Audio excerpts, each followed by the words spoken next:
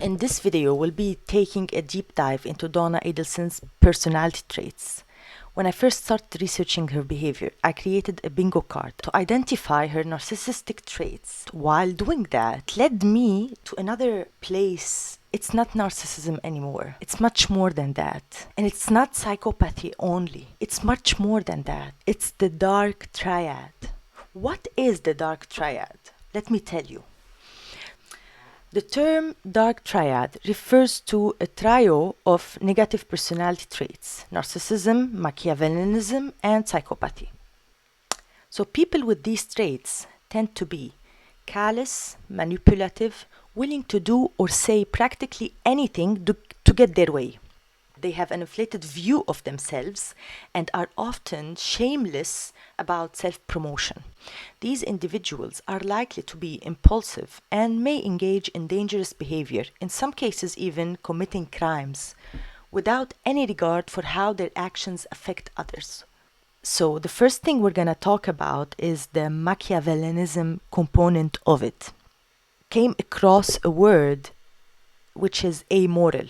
When I read about this word amoral and what it means, it fits perfectly in Donna's description or behavior.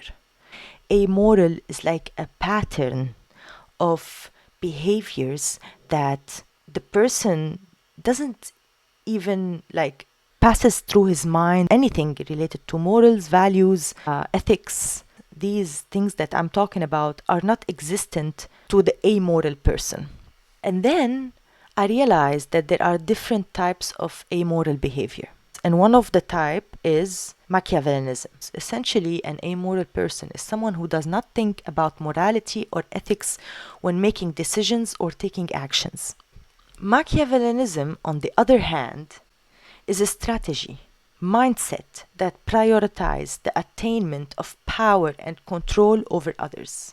So the distinctive difference between amoral behavior and Machiavellianism is that amoral behavior is a lack of consideration for morality, while Machiavellianism is a deliberate strategy or mindset focused on achieving power and control. See the difference? She claims that she loves her grandsons, and she claims that they share a very good bond and a very warm family, Despite claiming that, she consciously took a decision to end the life of their father.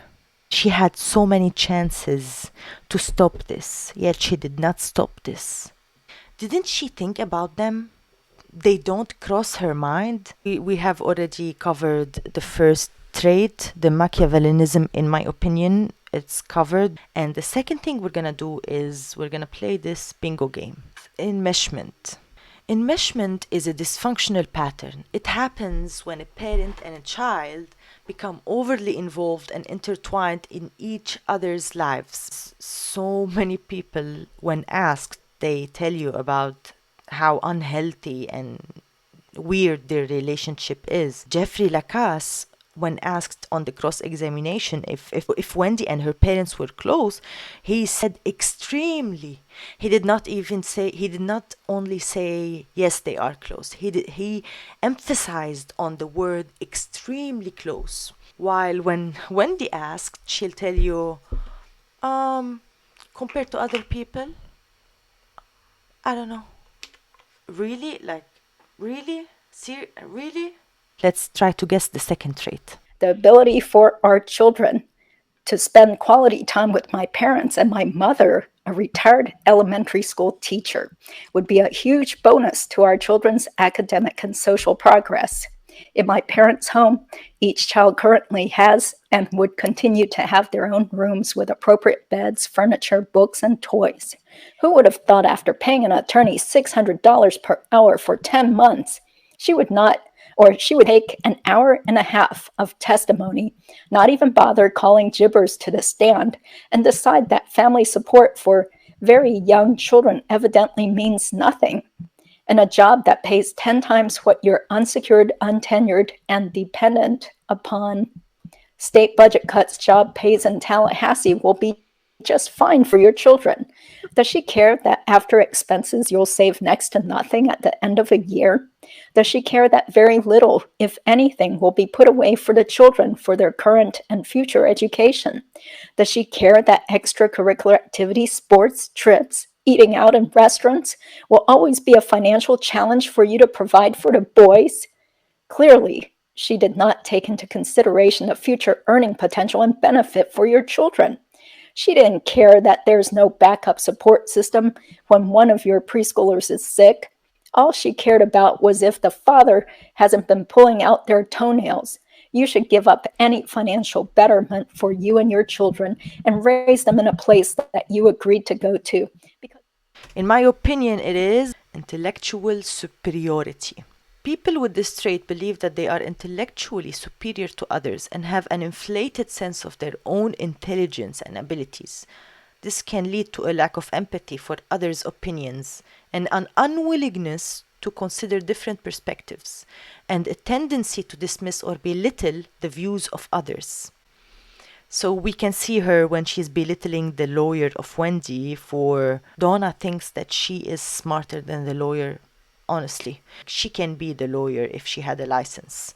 She could do a better job probably if she had a license. I bet you that this is how she thinks. You hear her when she was saying it would be a great benefit for the kids to be with my mom because she's a former elementary teacher, and it would be a benefit for them academically and da da da. Academically, maybe, I don't know. I don't want to say anything because I don't know if how academically, but I know ethically it's gonna be a problem. Third one, are You you ready? know, Grandma was one tough and very smart lady. I think about her all the time.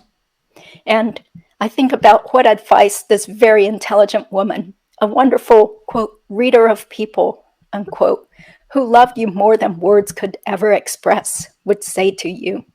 She'd tell you to fight with every bone in your body, exclamation mark. Fight for yourself, your boys, and for the best possible life you can have. This is something common between them all, the narcissistic people, that I noticed, which is they always praise extensively and in a kind of in a goddess way their own parents. A trait commonly found in narcissistic individuals, which is grandiosity.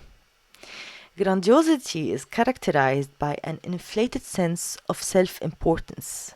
It can also involve idealization and glorification of family members. The following thing that I'm gonna read for you now is some remarks shared at christening of baby boy Markel. So it says, the Hebrew name Lev means heart in Hebrew, and it honors the memory of Wendy's beloved maternal grandmother Lorraine Jacobs, Donna Sue's mom. Grandma Lorraine and Wendy had an exquisitely close relationship, and it was always a profound regret that Grandma passed away 5 years before Wendy and Danny began dating. There is so much to say about her that we could spend literally hours sharing stories. Suffice it to say, Grandma Lorraine occupies a magical and persistent presence in Wendy's heart, and for that reason and the unstinting love she showered upon her family, and especially Wendy, we have chosen to name our son with the Hebrew name Lev. We know that if Grandma were here today in person, she would be beaming with pride and joy for all that her granddaughter has done and become. We also know that right now Grandma Lorraine is dancing with delight in the heavens above, and we take great comfort in sharing her sense of vitality and good humor with our son. So I think Donna's mom is so much mentioned. Of course, as a graduate of FSU Law School and a native of Tallahassee, she sees nothing wrong with living there. Obviously, as a native of South Florida, you know better. So how she put people in these boxes and how she classifies people based on money, power. So this is grandiosity in my opinion, and we have checked the grandiosity trait. Fight for yourself, Wendy. We'll be there to help you. Just don't tell us that what you need to do now is, quote, move forward with a sense of peace, unquote. That's giving up. I don't believe that's really what you want to do after all we've been through together. And when you're literally a few weeks from this being over, what's going to happen in June when he wants to go to 3 different conferences? Don't let him go. If you do, you're enabling and facilitating your stay in Tallahassee. You'll be showing him that anytime he has a meeting he wants to go to, that's fine. You'll watch the boys. You know his weak points: money, religion, control. You have 5 weeks before your court date. I know you have a job that keeps you very busy. However, the rest of your life, and consequently Dad's, mine, and yes, even Charlie's, will be affected by how well you can perform/act before July 31st. You can be a good actress when you want to. I've seen you in action. You need to put on the performance of your life. Wendy, you've been through a very difficult year. This is no longer in all caps. You had to make a huge decision. You did that. It was the right decision. Now you have one final opportunity to make him angry. We want him ticked off so he realizes that he could lose control over his kids. You have a little over 3 weeks till mediation. Let's get this going now. I know you would never want to think that you didn't do absolutely everything you could to try to come down to your family. Between living down here and having a job that will give your children the lifestyle they deserve, your life now and for sure in the future will be significantly better. Gary told us that he is not going to hire anyone until after your court hearing and after we try to make a financial offer to Gibbers. We're all willing to help you to accomplish this, and that's all it is, Wendy, an act of defiance that will put a scare into this jackass. You need to look into the future, what a life without your only family nearby, teaching in Tallahassee with Danny always in the picture, will give you. It's not a pretty picture. We want to see you help yourself. Not everything one has to do in life is comfortable or easy. Sometimes it's ridiculously hard. But Gibbers has tried to aggravate and screw you since day one of this divorce. Vicious emails, his defiance with Dr. Pan's directions on asking him not to come to the school every day when he doesn't have the boys, his not allowing you to pick the children up 1 hour earlier to drive to Atlanta, his bad-mouthing you to the faculty at the school you will be working at. Everything he does is done with malicious intent. Why can't you do this for a few days? You know him. You know which buttons to push. This is a passage from Ruth Markel's The Unveiling, okay? Before we left, Wendy's mother, Donna, walked up to us, weeping almost uncontrollably. "We'll make sure the boys have roots," she said between sobs, referring to the content of my speech. "I promise." They were fine words. In Dan's funeral, Ruth Markel made a speech. She addressed the boys in the speech, and she said something in the lines of like, "We want the boys to know their roots," or Danny wanted the boys to know their roots. And Donna came up to her, weeping with no control. She said, "We'll make sure the boys have roots." What is this drama? This is, in my opinion, emotional manipulation. In this small segment, there's so many forms of emotional manipulation. It becomes clear that Donna exhibits several forms of emotional manipulations. One example of it is when she tells Wendy not to ask for peace. "Don't tell me that you want to move from this with a sense of peace." This is invalidation. When someone in front of me, I'm telling him, "I need peace. I want peace." And they tell you, "Nope, that's not what you want. I know you better than you know yourself, and that's not what you want." This is like invalidation at its core. It also can be considered gaslighting.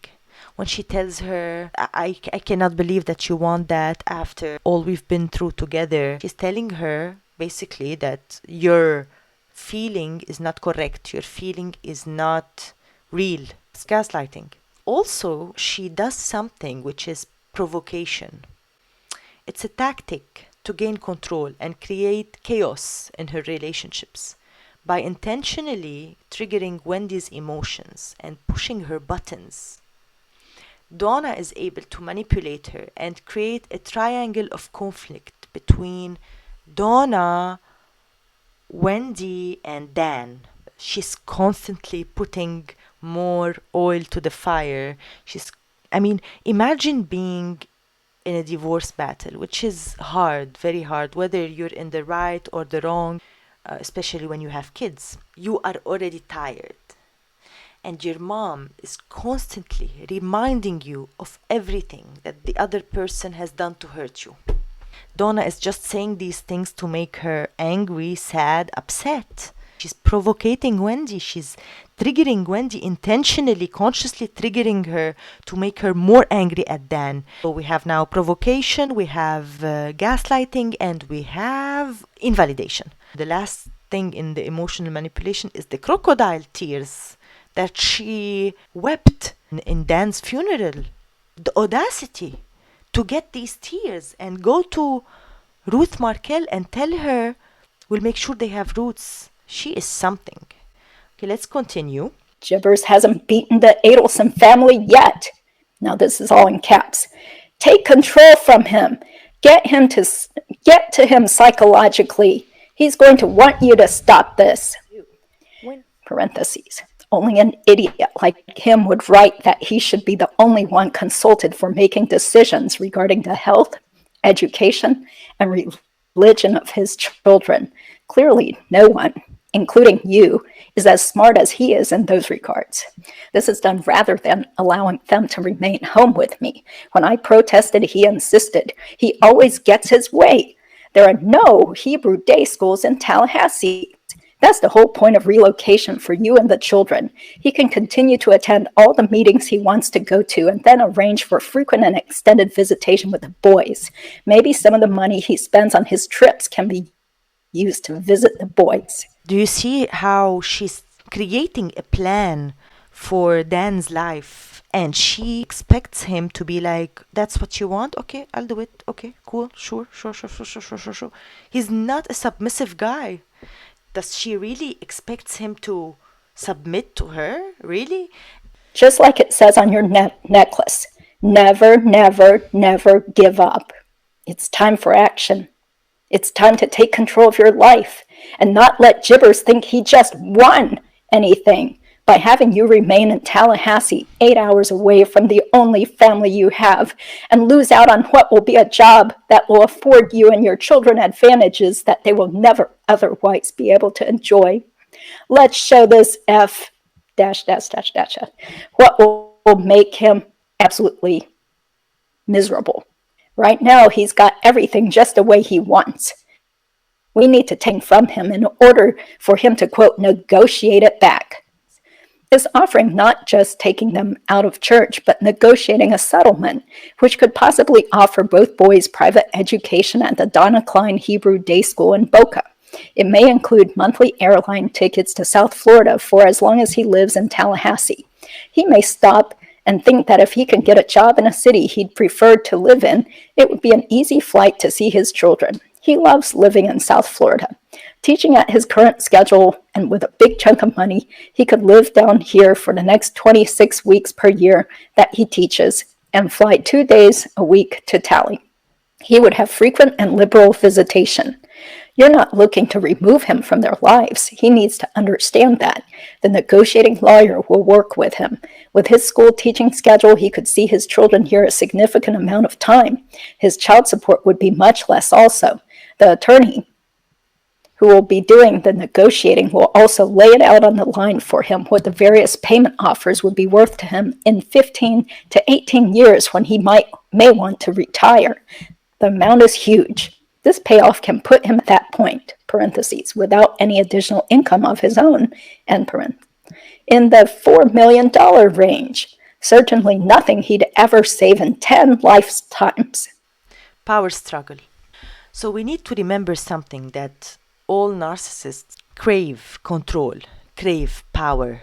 That's their food. So Donna, she was at first happy with that, of course, because of the prestige and everything. But then Oh, he has a brain, he has morals, he has values. What? Strict? He eats only kosher? No. She doesn't want him anymore.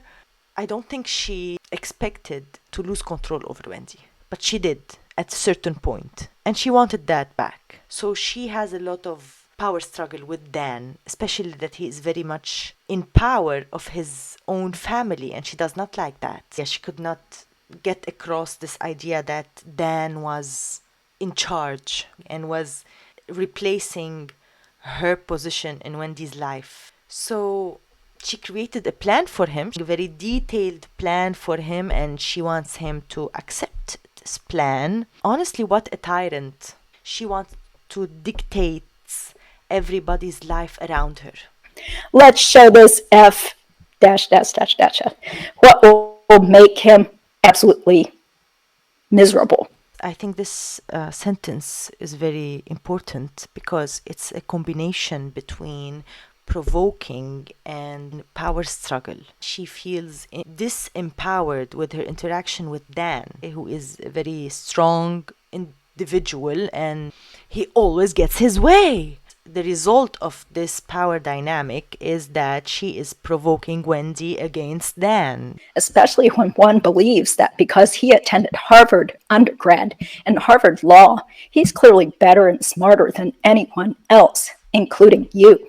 She clearly has a problem with Harvard. In Ruth's book, she says, and he asked us not to mention that he went to Harvard at the various parties we were about to attend prior to the wedding.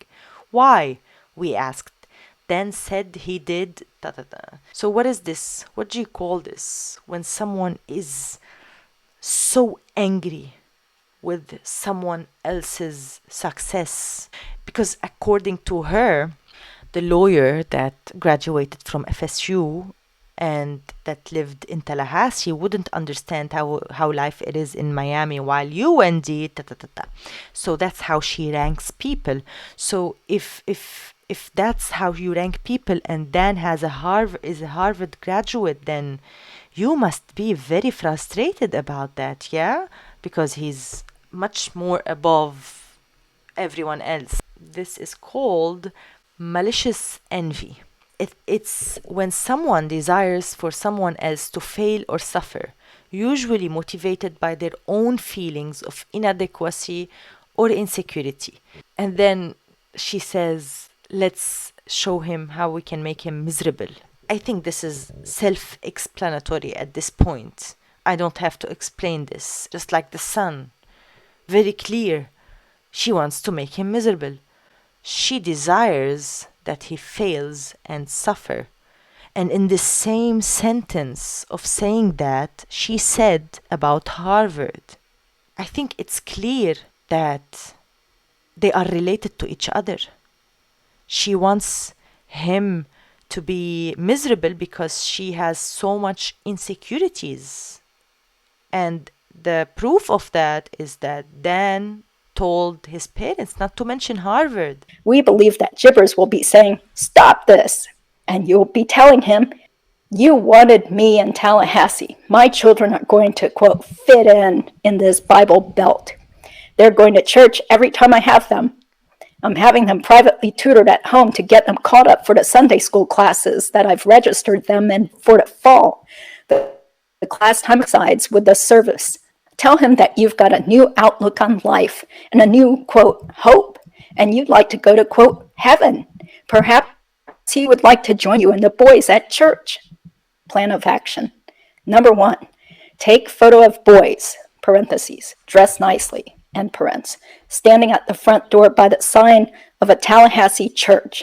Then change your Facebook status photo to this one so everyone will see this.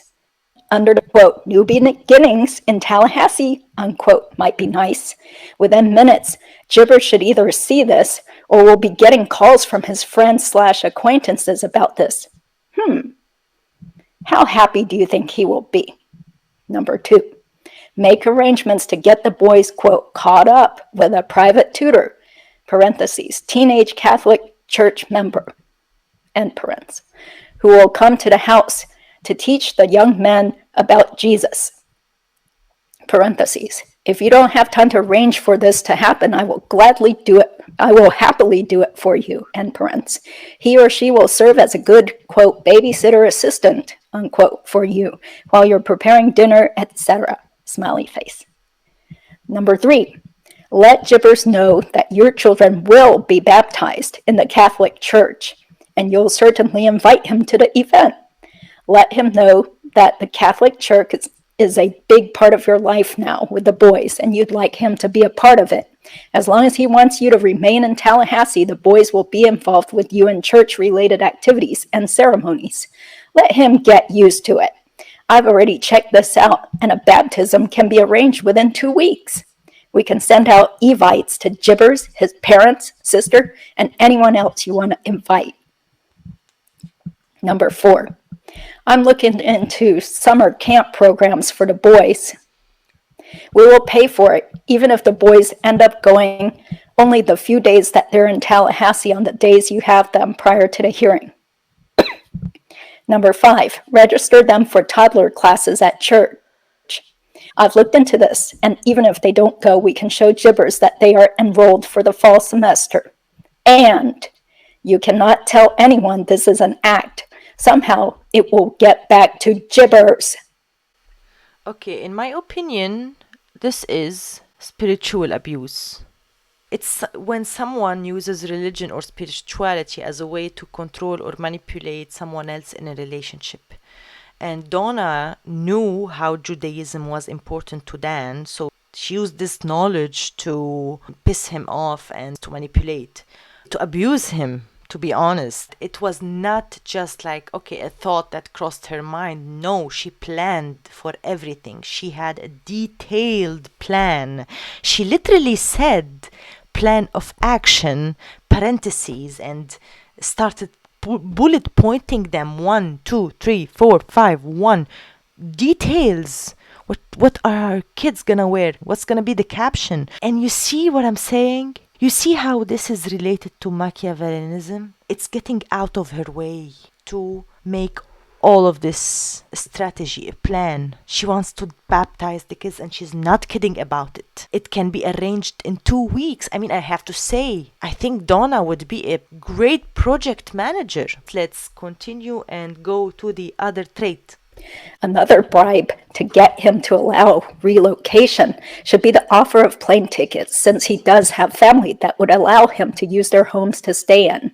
But obviously, that's a last-ditch effort if all else fails. We plan to make a financial offer to him to allow this relocation. You need to work this plan, and we'll help you through it. Maybe he'd be willing to let you relocate if he knew his children would attend a private Hebrew academy like Donna Klein and Boca, or perhaps he'd like, I don't think you realize the type of offer we're considering. We're planning on you, Charlie, and Dad and I going as high as equal parts in a $1 million offer. That's $333K from each of us. Obviously, the more chits on our side, the better our chances are that we won't have to go that high. You have to show us that you're doing your part in this too. We're a team.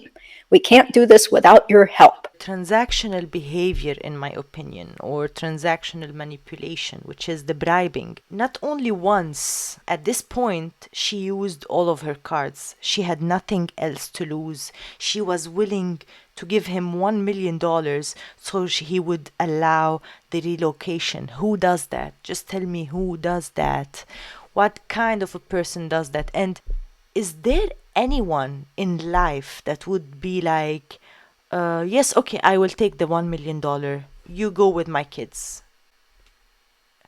How does she think that someone like Dan Markel would accept such an offer? She's delusional. She's not in this planet that we live in. So let's continue now. Those trips need to be coordinated with a very angry man who will not be cooperative with you in this regard. For example, this past weekend, you had your annual conference for blank. At the same time, his regular NYU crap was taking place. He didn't say, I go to NYU every month and this is your annual meeting. I'll stay with the children and you go. Of course not. Danny thinks he's a very important person, and as always, he and his needs come first. However, hot temper and verbal abuse is what you need to emphasize that you suffered under his, quote, reign. Narcissistic personality disorder causes major problems in a marriage. This is projection. When Donna says that Dan is the angry man and that his needs always has to come first, I think she's projecting her own behavior onto him. And we have kind of an evidence of how Donna was during the marriage and the divorce, because Dan filed many motions to the court, to the divorce court, requesting that Donna not staying with the kids unsupervised, because he knew what kind of a hateful woman she is. He did not want her to be around his kids. She's accusing him of narcissistic personality disorder. Also, she's saying these has to be coordinated with a very angry man. I don't see anyone angrier, more hateful than Donna. Honestly, when she's talking like this about him, it feels to me that she's looking in the mirror and talking about herself. We don't want Danny to continue his religious influence over these children any more than what he's already done. If he keeps this up, and they won't want to eat in your non-kosher home, and if they see you don't want to attend their shul functions, you will be the outsider. As they get older and more involved under Jibber's religious influence, they will be able to request which parent they want to live with. Don't allow Jibbers to have this power and control over them. Then in reality, he's going to have the same control over you. Jibbers has an organized plan that he's been doing pretty much since they were born. Shul, shul, shul. Shul every Saturday morning that he has them. Shul for every Sunday that he has them. Shul for every holiday. Shul parties. Shul, shul, shul. That will be their life. We don't want you to be the, quote, outsider, unquote, who doesn't join in what the, quote, rest of the family, unquote, is doing. Wendy, you don't manipulate people. You're a sweet, kind, caring person. Jibbers is a manipulator. Okay, this contains also so much traits, but one trait that just popped into my mind is projection.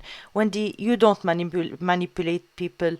Dan is a manipulator. And literally in the same sentence, between two punctuations, she's manipulating. And she's not only manipulating Wendy, she's manipulating Wendy so Wendy can manipulate Dan, and she has to manipulate Charlie so he can get rid of Dan, and she has to manipulate Dan, you know. This trait is the secret coercion. And what is the secret coercion? Okay. So in my opinion, she is indirectly or secret trying to coerce Wendy into doing something. She's doing that by scaring her that she will be one day the intruder. One day he will take the children from you and they're not gonna say hi to you anymore just because you eat non-kosher and they eat kosher.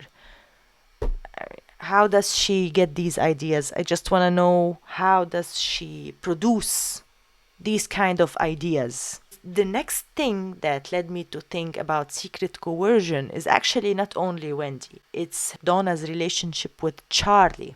Right after the bump, we hear Charlie talking to Donna on the phone and consoling her, telling her it's okay, it's gonna be okay, telling her basically not to worry about the bump that happened, this guy that approached her, and she has nothing to be worried about. They called them but no one answered. Like, he's trying to show her that everything is under control and everything is okay, you don't have to worry about anything. And this kind of tells me that she asked him to do this, whether directly or indirectly, either directly or put the idea in his head with her nagging all the time about how miserable she is because of this Dan. I mean, imagine, okay, the emails that she sends to Wendy.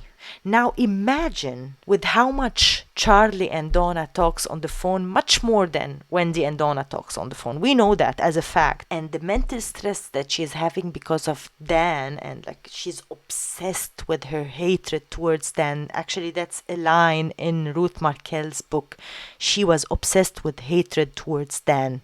Really, I'm sure Dan Markel was her full-time job.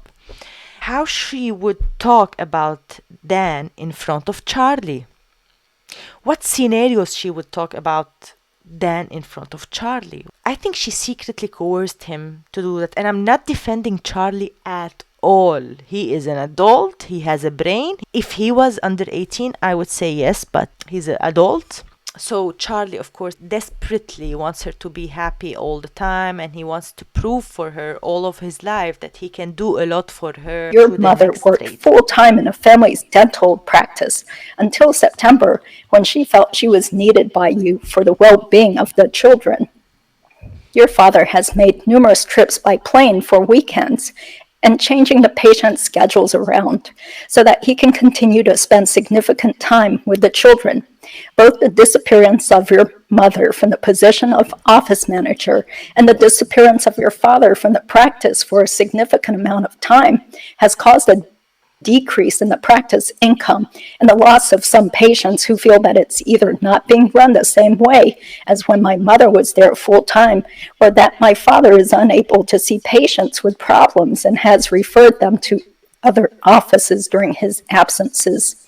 Additionally, this loss of income affects my family because my older brother, also a dentist, purchased a practice for my father in mid-July 2012. He has a monthly payment to make to my father based on the sale of the practice.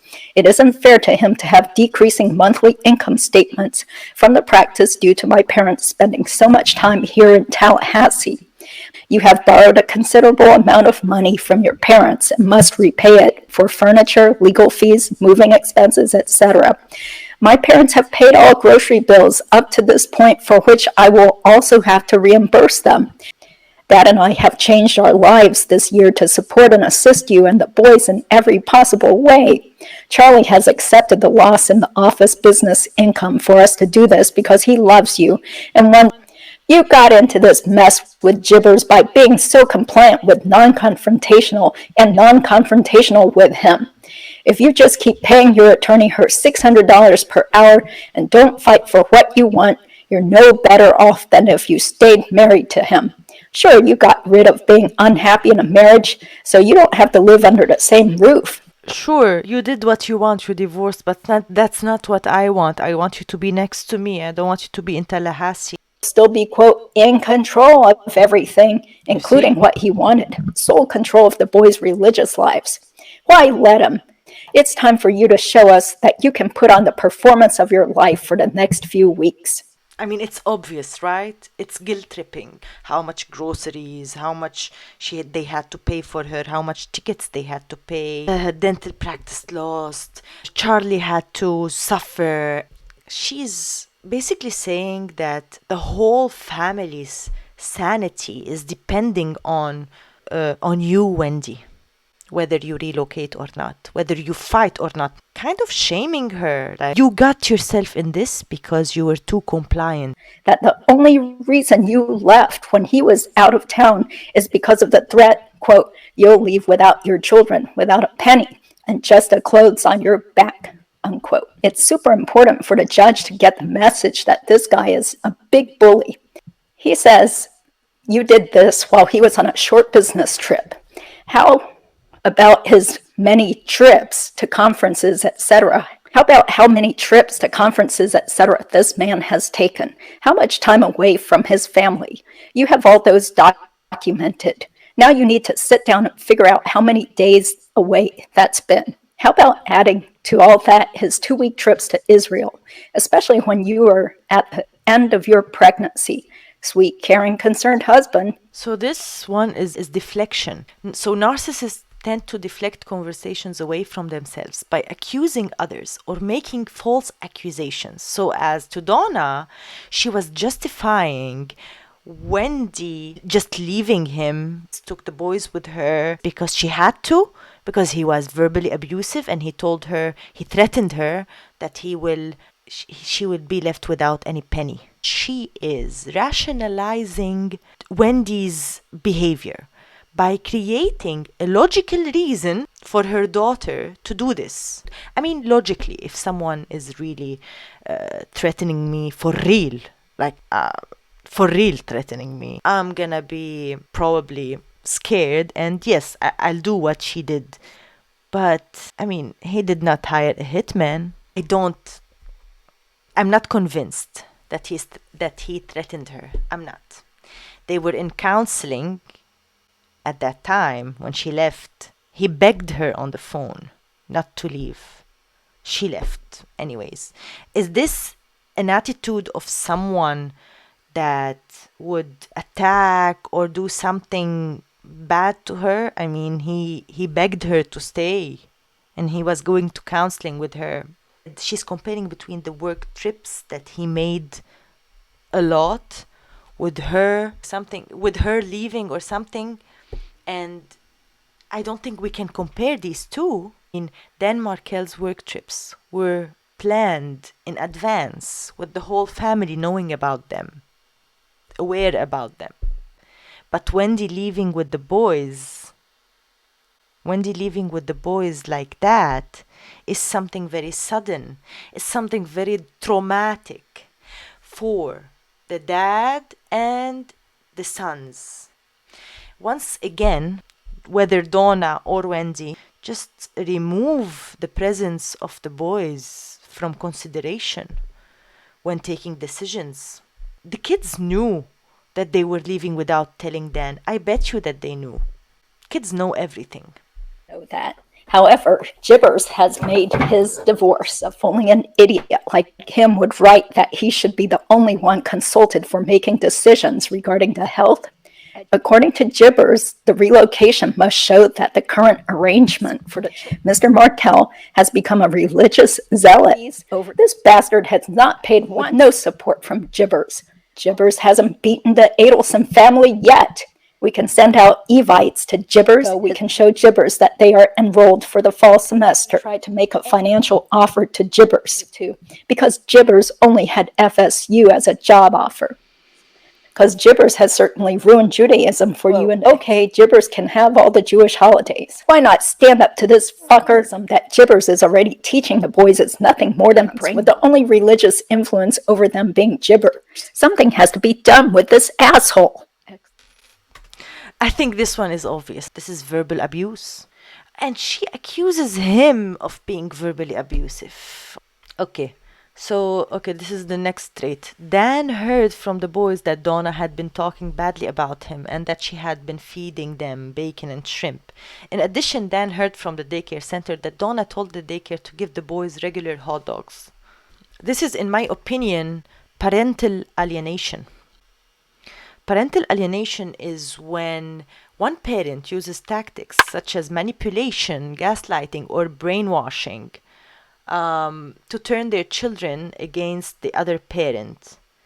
In this case, it wasn't Wendy that's doing that. It was Donna that's doing that, actually. Donna was trying to feed the children toxic ideas about their father. And the last one is lack of empathy. I felt that there's no need to put together clips about lack of empathy because the core of this case, which is Donna taking a conscious decision to make her grandsons orphans at this age, 3 and 1, despite saying she shares great affection with them. And they would be academically amazing if they were close to her because she's an elementary teacher, you know. For me, this is enough to tell me how much of a lack of empathy she has. And in the light of everything we discussed and said already, I think it's safe to say that psychopathy is like the very least a possibility given the significant lack of empathy that she.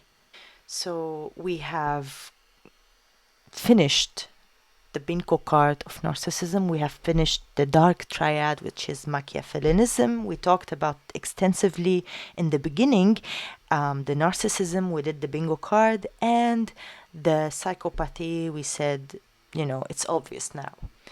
Okay, so let's see this mind map that I made. Donna in the middle.